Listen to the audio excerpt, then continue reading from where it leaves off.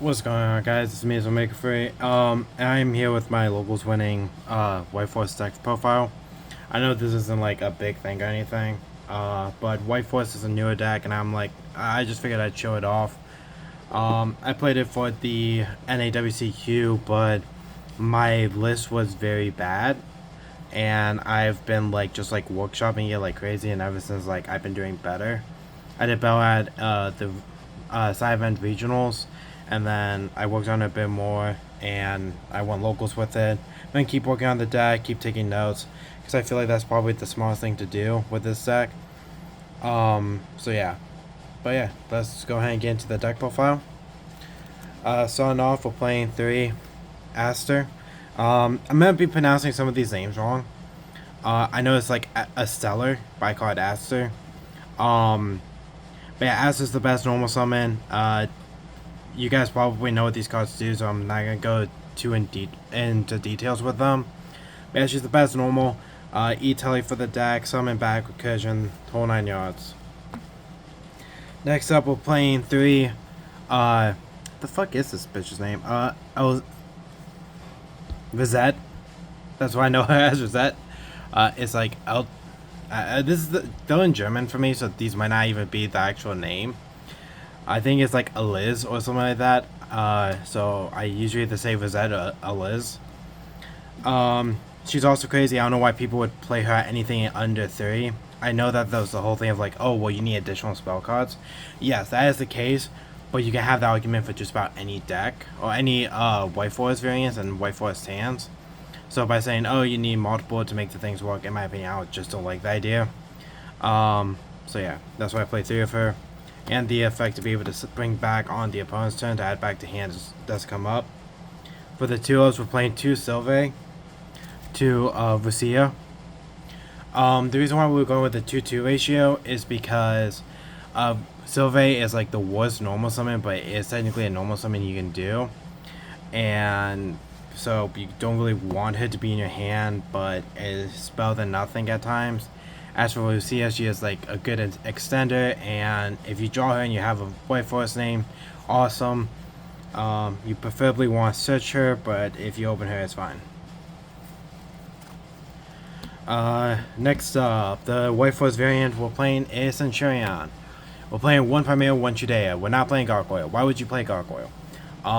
This is a whole rant I have because like people say, oh, you play Gargoyle so that you can like extend full combo. There's no real reason to do that. Primero has a much better search option than Gargoyle that people just, I guess, don't play. But just these two. You don't need Gargoyle. It breaks your hand, doesn't do anything. But yeah, doing these is great. Also, I don't know why I have to explain this, but when you activate the field spell, you put Chudea. You don't put Primero, you put Chudea. I was at the side event regional, and I saw someone go field spell for Primero, and they already normal summon. They went Primero, move forward, add Gargoyle. I'm like, you're just throwing. Like, what are you doing? But yeah, you just play these two. Plus they're just good extenders. Next up, obviously, if we're playing the White Forest stuff, we're playing toys. So we're playing 2 toy soldier, 1 toy tank. Soldier is similar to like Sylve. She is a normal summon that is okay. You could play this at 3 perfectly fine. I just think 2 works. But yeah, Toy Soldier's a great card. Toy Tank is mandatory, or else you probably wouldn't play it. But there are times that Tank's graveyard effect, Tank's effect to summon from grave or hand does come up. I've drawn later in games like an Aster, like off draws, and I would go like Tank, tribute summon Aster, and then go full combo from there. So yeah. But yeah, so Toy Tank being able to pretty much have like 2 ways to use it. The fact that you can normal summon it, search box at 2, and then you can send them for the White Forest stuff, and it'll still have the graveyard effect to summon itself back. It's just great. After that, we're playing a small Bystial package of 1 Magma, 1 Just 1 Ball Drake. Why did I put them like that? This is like the biggest change in my deck from the NAWCQ to now, and the whole reason why the deck is so much better. Now you might be looking at these and going like, how the fuck is that better? It's at the 6s and docks. It makes you have good access to like Chaos Angel. It makes it that if you open the Centur-ion place and you get stopped, you can go Bystial on your opponent's turn, especially if it's Magnemite or Juice Form. You can go Bystial Summon, sink into Chaos Angel, remove a card and either have follow-up or have a secondary removal. It can swing the tide of the game back into your favor, and making it that Chaos Angel can't be destroyed by battle and is unaffected by the monster effects is just so good. And like I said, Magma will get you follow-up. Baldric does come up at times. I have just used Baldric as an end board piece because people don't realize that Baldric's effect, that's the secondary effect, is you tribute one to basically negate a summon. It just destroys the summon, so it doesn't negate it, but sometimes that's close enough. But yeah, the Bystials are so good. If you try and find a way to main deck these, I'm going to begin a Parallel Secret in a bit so these two match. Hopefully this gets Parallel Secret in the Megatons. Next up for hand traps, this is going to look very weird. I'm playing 3 Ash Blossom, 1 Veiler. There's every chance that people look at this and go, that's not enough. There is also, I guess I'll pull this out now. There is also 3 Infinite Permanents. So it's a total of 7 hand traps. I take inspiration of the 1 Veiler, because I don't really have to explain Ash and Imperm, they're just good cards. Take the inspiration of 1 Veiler from playing Punk. Jam Drive can search for a level 3 Psychic, so you would play 1 Ghost Soaker. Even if Ghost Soaker's not exactly the best in the meta, it can still come up in niche circumstances. Same thing with Veiler. You can pump up Veiler to 2 because Veiler is a good card and it's not a once per turn. But having the 1 is fine. I've searched it before off of the level 6. I will show it in a bit. But yeah. I chose Ash and Imperm because Imperm doesn't lose to Tactics. Ash, while it does, and it is a fire monster, it is also just generically one of the best options you can play right now. Because playing Nib, there's times that they don't summon enough, especially if you face like Lab, which I sadly faced Lab and Voiceless. It makes it that Nibiru would be dead. So instead of main decking Nib, I just rather side deck it and just play Ash Blossom instead.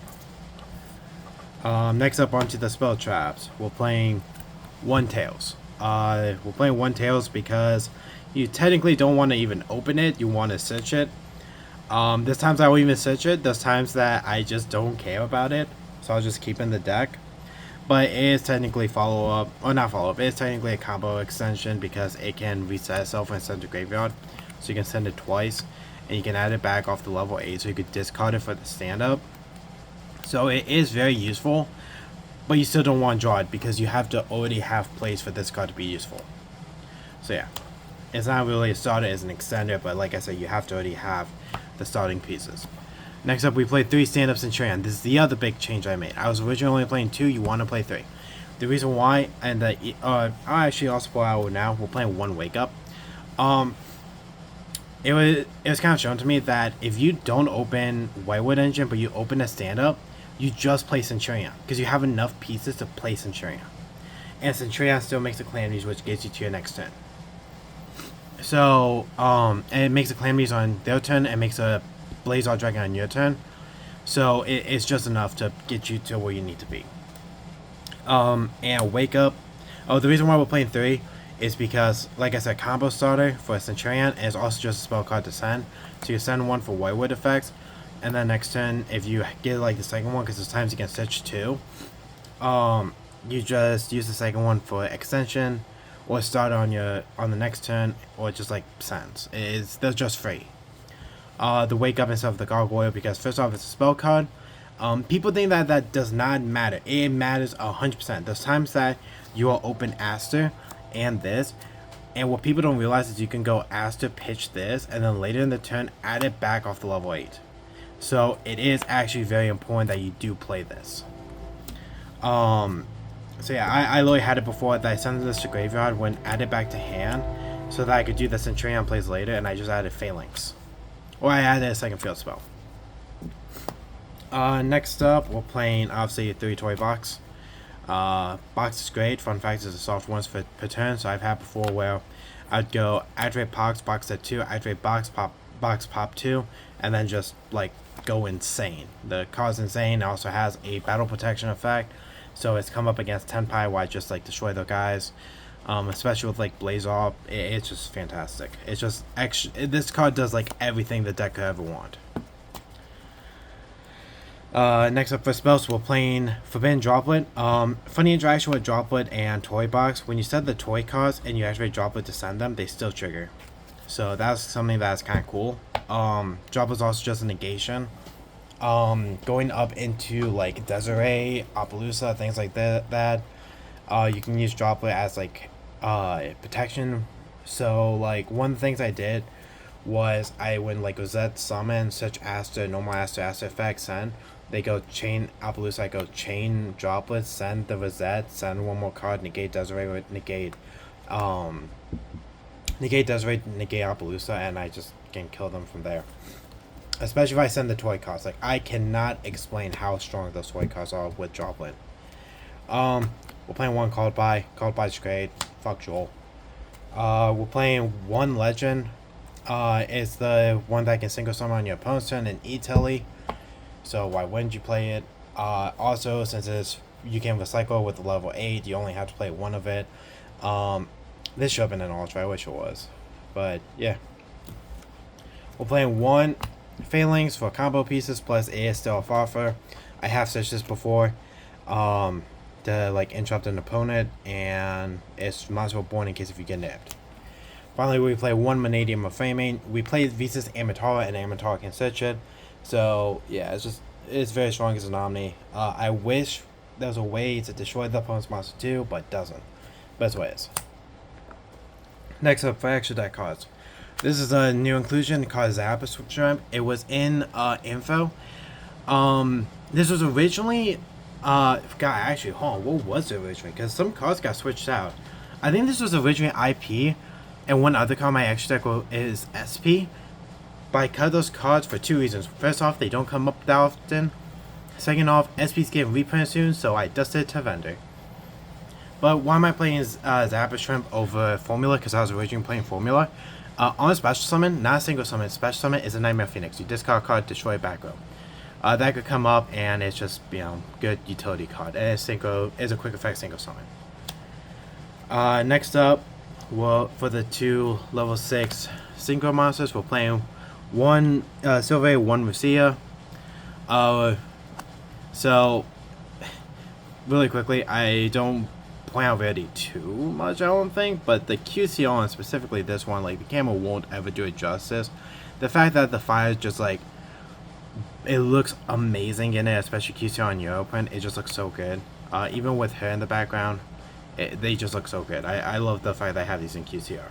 I have to still get the level 8 in QCR, but even if I get in QCR, I gotta get in German. The whole course in German. But that was the low side right. Lucia adds the White Force card, and it also searches Veiler. So there's times that if you have both cards, you can just search for Veiler as utility. Or if your opponent didn't do much and you don't need a Book of Eclipse to board, you can just search Veiler on their turn. And make it that, you just have extra interruption against them. Or if you already use the effect of the level 8 to summon this, you can use the Woes to do this, search the Veiler. Yeah, it's just very good. We're playing one more 6 in the form of Trigate Master. It's just a draw on a level 6. This time you use this plus a 4 to make a Chaos Angel. So yeah, there's not too much past that. For level 8, first off we're playing Diabels. Diabels is insane. The fact that you could send a special summon to Sylvie.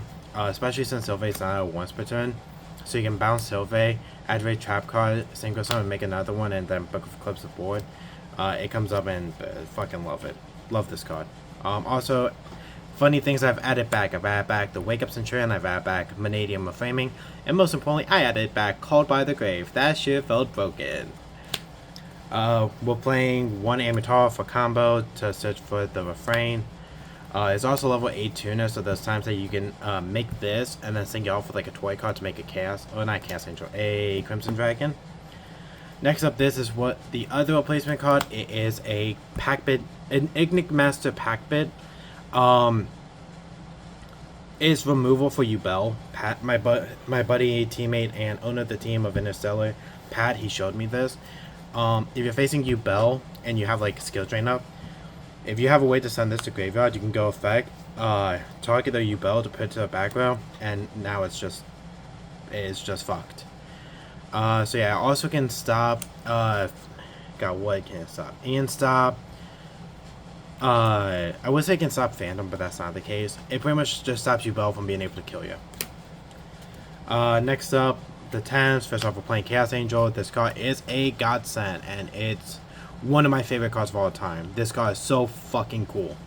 Being able to summon all my opponents, and it feels insane. And yeah, it's, you can make it with either pure lights or you can make it with light and dark, which is what I try and go for. But yeah, cards won me way too many games. Next up, another new inclusion. We're playing Dissipator. It's come up before where you can go like a Bystial Banisher 2, summon it back with Dissipator, because you sync off the 4 and the 6.